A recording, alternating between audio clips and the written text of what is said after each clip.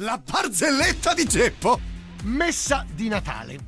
Durante la celebrazione... Aspetta un attimo, sei sicuro di voler parlare? Sì, guarda. Ok.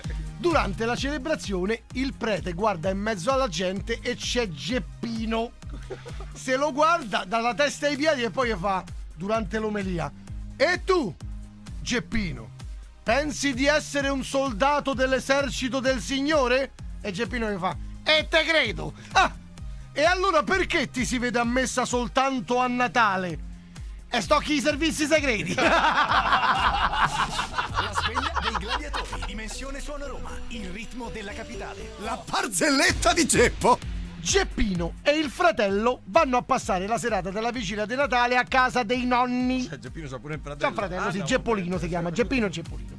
Mo prima di andare a dormire, Geppino si mette ai piedi del letto in ginocchio e comincia a pregare. Però quando comincia a pregare, sono tipo le 11 sera, prega così: voglio una bicicletta nuova! Ah, ecco. Voglio una bicicletta nuova!